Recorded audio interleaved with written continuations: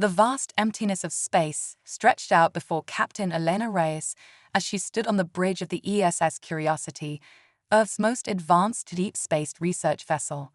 Countless stars twinkled in the distance, each a potential host to undiscovered wonders. After 6 months of uneventful exploration in uncharted space, Elena yearned for a breakthrough, a discovery that would justify their mission and secure funding for future expeditions. "Captain, I'm detecting an anomalous signal," announced Kai Chen, the ship's sensor officer. His fingers danced across the holographic display, fine-tuning the readings. "It's faint, but definitely artificial in origin." Elena's heart raced. Could this be the moment they'd been waiting for? "Can you localize it, Kai?" "Working on it," Kai replied, his brow furrowed in concentration.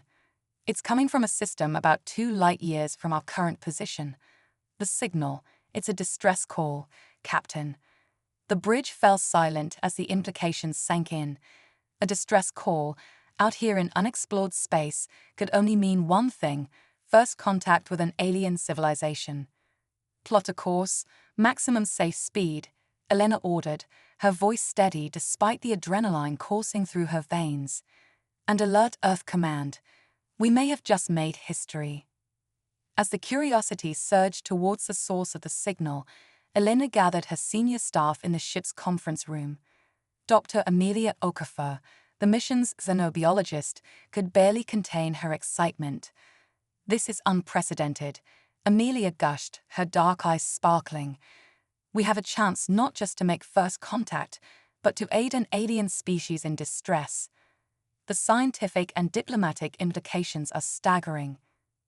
Commander Jack Morrison, Elena's seasoned second-in-command, raised a cautionary hand. "Let's not get ahead of ourselves. This could also be a trap or a misunderstanding. We need to approach this situation with extreme caution." Elena nodded, appreciating Jack's pragmatism. "Agreed. We'll maintain battle readiness, but our primary objective is peaceful contact and assistance if needed. Dr. Okafor, prepare first contact protocols. Commander Morrison, I want a security team ready, but weapons set to non-lethal." As the Curiosity dropped out of FTL on the outskirts of the system, the source of the distress call became clear. A massive ship, easily 3 times the size of the Curiosity, hung motionless against the backdrop of an azure gas giant. Its design was unlike anything in human records, all sweeping curves and iridescent surfaces that seemed to shift color as they watched. "Life signs?" Elena asked, her eyes fixed on the alien vessel. Kai studied his readings. "Affirmative. I'm detecting approximately 500 individuals aboard. Their ship appears to have suffered severe damage to its propulsion systems." "Open a channel," Elena commanded. She took a deep breath, acutely aware that her next words would be humanity's first to another sentient species. "This is Captain Elena Reyes of the Earth ship Curiosity. We've received your distress call and are here to offer assistance." Seconds ticked by intense silence. Then, with a crackle of static, a response came through. The alien's voice was oddly melodic, with harmonics that human vocal cords could never produce. "Greetings, Earthship Curiosity. I am Zarlak, first envoy of the Zarkaf Confederation. We appreciate your offer of aid." There was something in Zarlak's tone, a hesitation that set Elena on edge. "We're glad to help, first envoy. Can you tell us more about your situation?" Another pause. "Our ship experienced a malfunction during an exploratory mission. We would be grateful for any technical assistance you can provide." Elena exchanged glances with Commander Morrison. The alien's story seemed plausible enough, but years of command experience told her something was off. "Of course," Elena replied. "We'll send over an engineering team to assess the damage. With your permission, I'd like to come aboard as well to discuss how we can best help." "That would be acceptable," Starlax said. "We await your arrival." As Elena prepared to board the alien vessel with a small team, Dr. Okafor approached her, practically vibrating with excitement. "Captain, I've been analyzing the linguistic patterns in the alien transmission. Their language structure suggests a highly advanced hierarchical society. The term First Envoy likely indicates a diplomatic role of significant importance. Elena nodded, appreciating the insight. Good work, Doctor. Any other observations? That Amelia's expression grew serious. Just one, Captain. There were subtle stress patterns in the First Envoy's voice when discussing their ship's malfunction. It could be nothing, but it could mean they're hiding something, Elena finished. Noted. Keep analyzing their communications. I want to know if anything else seems off. The shuttle ride to the alien ship was tense with anticipation. As they approached, Elena marveled at the vessel's organic-looking design. What appeared to be solid hull from a distance revealed itself as a complex lattice of interwoven materials, pulsing with an inner light. They docked with a soft thud, and as the airlock cycled, Elena steeled herself for humanity's first face-to-face encounter with alien life. The inner door slid open, revealing a corridor that seemed to breathe, its walls undulating gently. And there, waiting to greet them, stood the aliens. Elena's first impression was of grace and fluidity. The Zarkaf were tall, easily 7 feet, with slender bodies covered in iridescent scales. Their faces were vaguely feline, with large, multifaceted eyes that shimmered with intelligence. 4 arms emerged from their torsos, each ending in a 7-fingered hand. "Welcome aboard the Star Weaver, Captain Reyes," said the foremost alien, its voice a symphony of harmonics. "I am First Envoy Zarlak. We are honored by your presence." Elena stepped forward, consciously relaxing her posture to appear non-threatening. "The honor is ours, First Envoy. We're here to help in any way we can." As they walked through the ship's corridors, Elena couldn't shake the feeling that something was amiss. The damage they encountered seemed inconsistent. Some areas were pristine, while others showed signs of what looked more like weapons fire than a mere malfunction. They reached what appeared to be the ship's engineering section, and Elena's suspicions deepened. The technology was far beyond anything humans had achieved, yet the Zarkaf engineers seemed to be struggling with basic repairs. "First Envoy," Elena said carefully, "I don't mean to pry, but this damage, it doesn't look like a simple malfunction. Were you attacked?" Zarlak's multifaceted eyes flickered, a ripple of color passing across its scales. "You are perceptive, Captain. The truth is complicated." Before Elena could press further, alarms blared throughout the ship. Zarkaf crew members rushed past, their movements a blur of panic. "What's happening?" Elena demanded. Zarlak's composure cracked. "They found us. Captain, you must return to your ship immediately. We cannot allow you to be caught in this conflict." "Conflict? With whom?" Elena's hand instinctively moved to her communicator. "First Envoy, we need answers. If there's a threat out there, we need to know what we're dealing with." The ship shuddered, and a new voice boomed through the corridors, deeper, harsher than the melodic tones of the Zarkaf. "Zarlak, you treasonous filth. Did you think you could hide from the Dominion forever? Surrender now, and your death will be quick." Zarlak's colors paled, fear evident in every line of its body. "Captain, please, you must go. The Kthor Dominion, they cannot know of your existence. Your species is not ready for the horrors they would inflict." Elena's mind raced. They were woefully outgunned, caught between 2 advanced alien factions with no idea of the stakes involved. But she couldn't just abandon the Zarkaf, not when they clearly needed help. "First Envoy," she said, her voice firm. "We came here to help, and that's exactly what we're going to do. But I need you to be honest with me. What's really going on here?" Zarlak hesitated, then seemed to come to a decision. "Very well. The truth then. We are not explorers, Captain. We are refugees, fleeing the tyranny of the Kthor Dominion. They would enslave us, strip our worlds bare of resources. We stole this ship, hoping to find allies in our fight for freedom." The ship rocked again, harder this time. Elena's communicator crackled to life. "Captain," it was Commander Morrison, his voice tight with urgency. We're picking up multiple hostile ships entering the system. They're on an intercept course. Elena locked eyes with Zarlak. In that moment, she knew her next decision would shape the course of human history. First envoy, my ship is faster and more maneuverable than yours. We can buy you time to escape, but I need something in return. An alliance. Earth needs to know what we're up against out here. Zarlak's eyes widened, a cascade of colors rippling across its scales. You would risk yourselves for us, knowing so little. That's what allies do, Elena said, allowing herself a small smile. Now, let's get your people out of here. We'll rendezvous at coordinates I'll transmit once we're clear. As Elena raced back to her shuttle, barking orders to prepare the Curiosity for battle, she couldn't help but feel a mix of terror and exhilaration.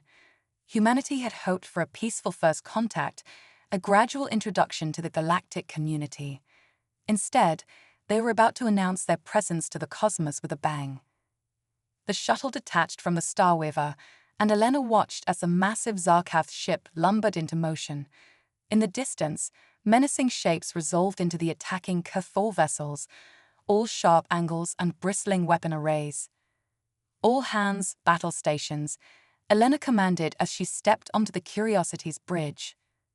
Tactical, I want solutions for harassing those Cathol ships without getting ourselves blown to atoms. Helm, plot an erratic course, keep their attention on us. As the Curiosity surged forward, dancing between streams of alien weapons fire, Elena allowed herself a moment of grim satisfaction. This wasn't the first contact humanity had dreamed of, but by God, they were going to make it count. The battle was joined, and with it, humanity's first step onto a much larger, more dangerous stage than they could have ever imagined. The aftermath of the battle in the Azure system had sent shockwaves through Earth's political landscape. Humanity, once alone in the cosmos, now found itself thrust onto a galactic stage teeming with advanced civilizations, complex alliances, and ancient conflicts. At the center of this storm stood Ambassador Lydia Cortez, her salt and pepper hair framing a face etched with both determination and worry. The Security Council's decision is final, Ambassador. Admiral Zayo's holographic image flickered as he spoke. You are to negotiate a formal alliance with the Zarkath Confederation. Earth needs allies, and more importantly, we need their technology if we're to have any hope of defending ourselves against this Cathol dominion. Lydia sighed, massaging her temples. With all due respect, Admiral, rushing into an alliance with a species we barely understand could be disastrous. The Zarkath are refugees from a conflict we know nothing about. For all we know, we could be signing up to be cannon fodder in someone else's war. Your concerns are noted, Ambassador, Jay replied, his tone softening slightly. But the fact remains that Captain Reyes' actions have already involved us in this conflict. The Cathol know we exist now. We need to be prepared. As the transmission ended, Lydia turned to gaze out the viewport of the diplomatic shuttle speeding towards the rendezvous point with the Zarkath. The stars streaked by, each one a potential home to civilizations humanity had never dreamed of. The weight of her responsibility pressed down on her like a physical force. Penny for your thoughts.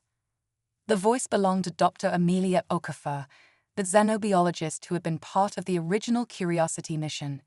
She had been assigned to Lydia's team for her expertise on Zarkath biology and culture.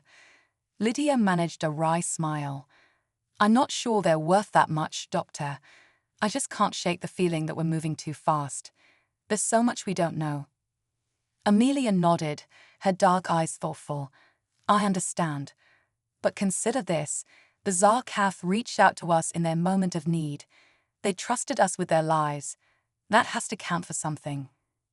Before Lydia could respond, the ship's intercom crackled to life. Ambassador, we're approaching the rendezvous coordinates. The Zarkath vessel Starweaver is hailing us. Here we go, Lydia muttered, straightening her uniform. Time to make history. The diplomatic team boarded the Starweaver, the organic architecture of the Zarkath ship still as awe-inspiring as it had been during the first encounter. First Envoy Zarlak greeted them, its iridescent scales shimmering with what Lydia hoped were welcoming colors. Ambassador Cortez, Zarlak's harmonious voice resonated through the docking bay. On behalf of the Zarkaf Confederation, I welcome you. We are grateful for this opportunity to formalize our alliance. Lydia inclined her head respectfully. The gratitude is mutual, First Envoy. We have much to discuss. As they made their way to the ship's conference chamber, Lydia couldn't help but notice signs of ongoing repairs. The damage from their encounter with the Kurthor was still evident, a stark reminder of the dangers that lurked in the galaxy. The negotiations began in earnest, and Lydia quickly realized that interspecies diplomacy was going to be far more challenging than she had anticipated. The Zarkaf concept of time was fluid, their language full of nuances that the translation software struggled to convey. What should have been straightforward discussions about technology exchange and mutual defense pacts became philosophical debates about the nature of alliance and obligation. You must understand, Zarlak was saying, its colors shifting in complex patterns, that to the Zarkaf, an alliance is not merely a political arrangement. It is a blending of essences, a sharing of fates. Lydia leaned forward, her brow furrowed in concentration. I appreciate the depth of meaning this holds for your people, First Envoy. But we need concrete assurances. Earth is taking an enormous risk by allying with you. The Kurthor Dominion now sees us as a threat because we aided your escape. Zarlak's eyes shimmered, a ripple of what might have been sadness passing across its scales. The Kurthor are not what you imagine, Ambassador. Their cruelty knows no bounds. They do not conquer, they consume. Entire species, entire worlds, stripped of all that makes them unique. A chill ran down Lydia's spine. All the more reason for us to establish clear terms for our alliance. We need to know exactly what we're up against and what resources we can bring to bear. The negotiations stretched on for days, punctuated by moments of breakthrough and frustrating setbacks. Lydia found herself increasingly relying on Dr. Okoffer's insights into Zarkaf psychology to navigate the complex web of alien politics. It was during one such consultation that alarms blared throughout the Starweaver. Zarlak's colors paled dramatically. We've been found, it whispered, fear evident in every harmonic of its voice. Lydia's diplomatic training kicked in, pushing aside her own fear. First Envoy, what are our options? Before Zarlak could respond, a massive holographic image flickered to life in the center of the conference room. The being it depicted was like nothing Lydia had ever seen, a writhing mass of tentacles and eyes, constantly shifting and reforming. So, the creature's voice boomed, impossibly deep and yet shrieking at the same time. The vaunted Zarkaf Confederation has found new pets to hide behind. How utterly predictable. Zarlak stepped forward, its body trembling but its voice steady. Lord Thixkar of the Kurthor Dominion, we do not hide. We stand with our allies against your tyranny. The Kurthor Lord's laughter was like the grinding of tectonic plates. Allies? You mean these primitive humans? They are nothing but cattle, ripe for harvesting. Lydia felt a surge of anger cut through her fear. She stepped into view with the hologram, her chin held high. I am Ambassador Lydia Cortez of Earth. We may be new to the galactic stage, but we are no one's cattle. We stand with the Zarkaf Confederation of our own free will. Lord Thixkar's massive eyes all focused on Lydia, a sensation that made her skin crawl. Intriguing. You have spirit, little human. It will be most amusing to break it. The hologram flickered and vanished, leaving behind oppressive silence. They'll be here soon, Zarlak said, its voice barely above a whisper. We have brought destruction upon you. We should never have involved your people in our war. Lydia turned to the alien, her mind racing.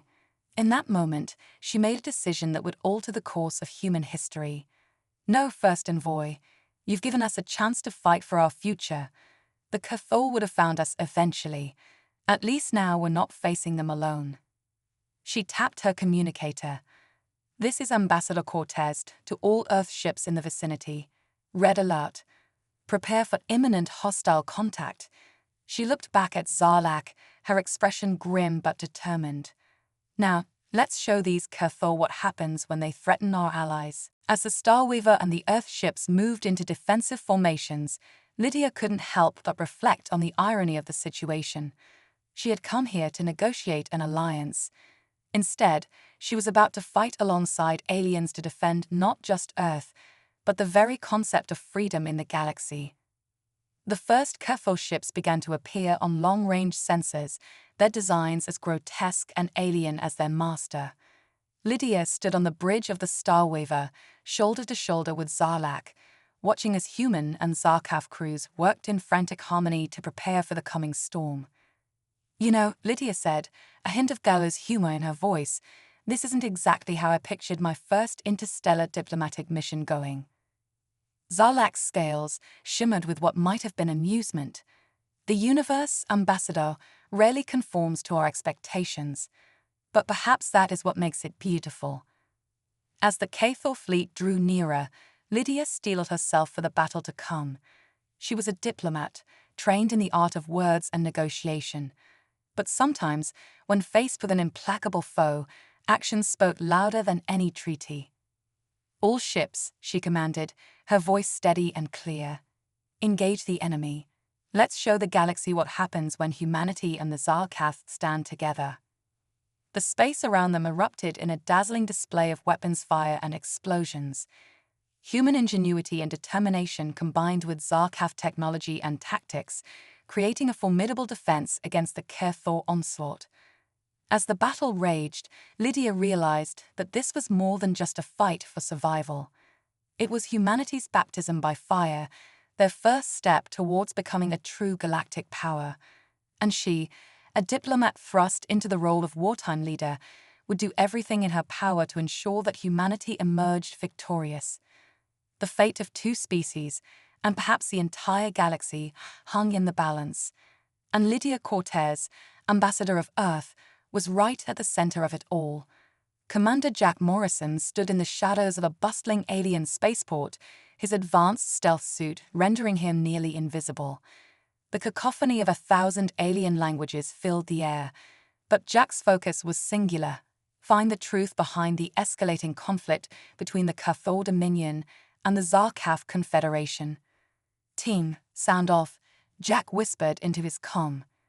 "Lopez here, in position at the market. Chen, monitoring comms from the ship. Novak, infiltrating the data hub now." With diplomatic efforts stalling and open warfare looming, Earth had dispatched its best-covered ops team to gather intelligence. The fate of humanity could hinge on what they discovered here. Jack moved silently through the crowd, his enhanced senses on high alert.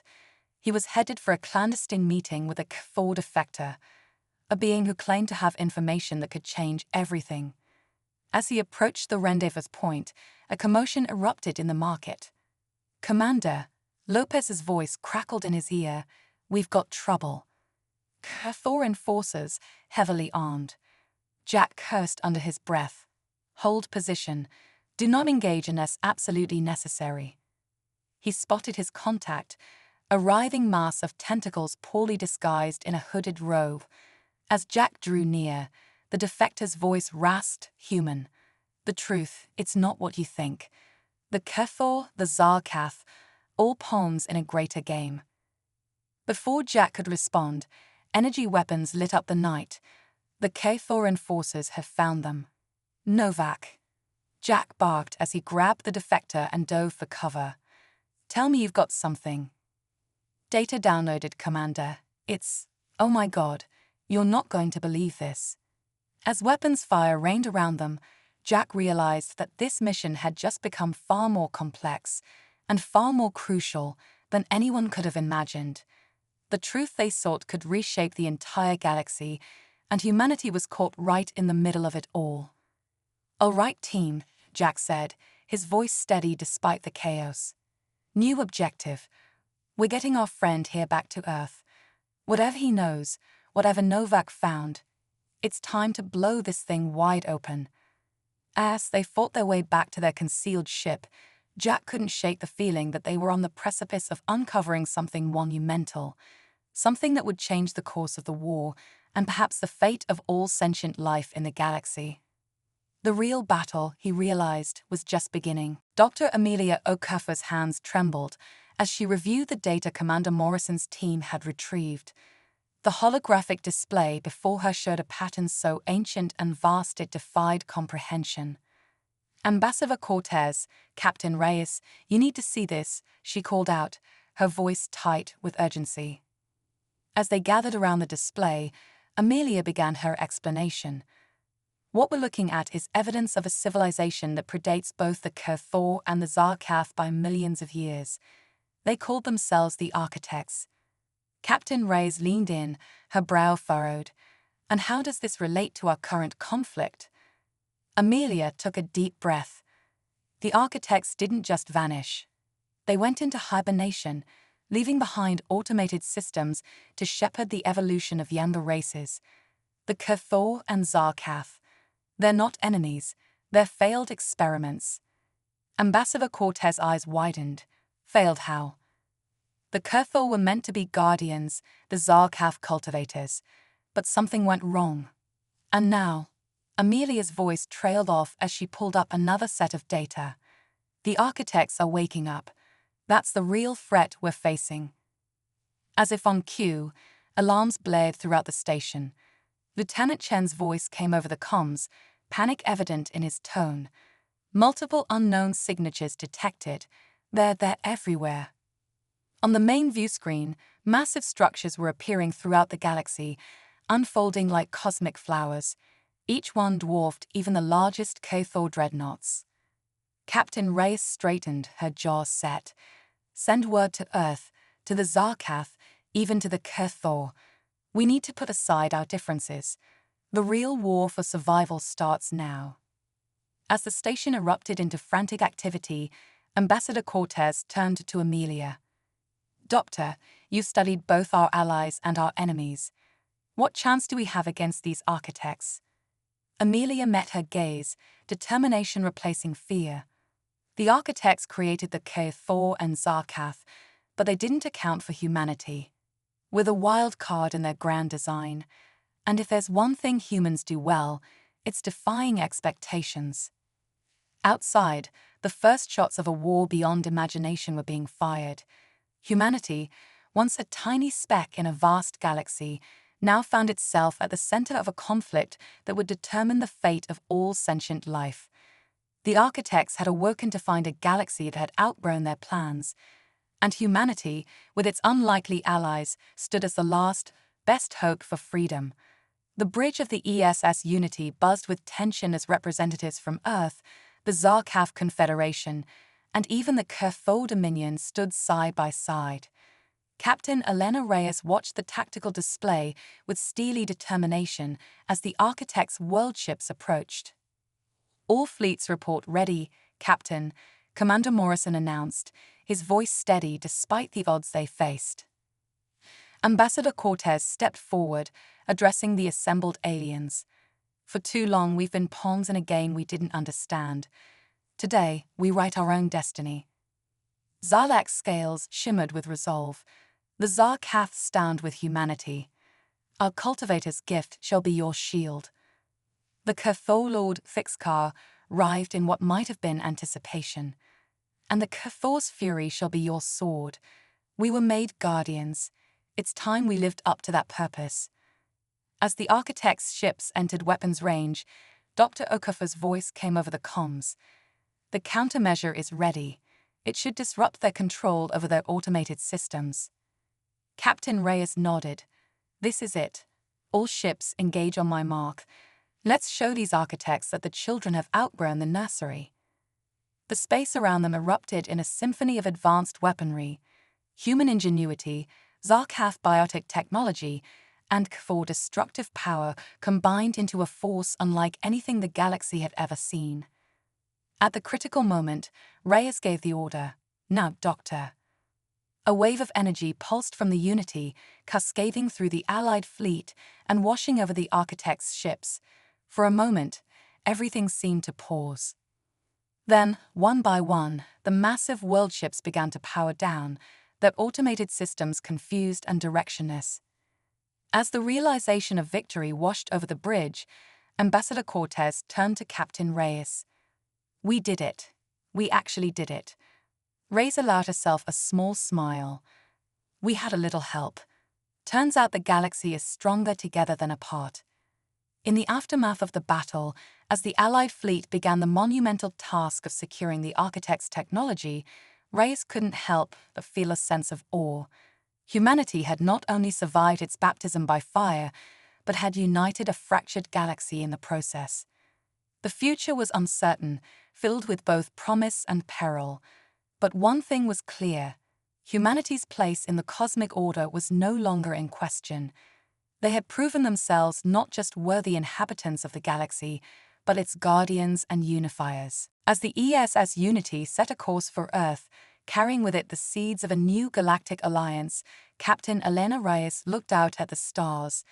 They no longer seemed cold and distant, but full of possibility and life. The universe, it turned out, had been waiting for humanity all along.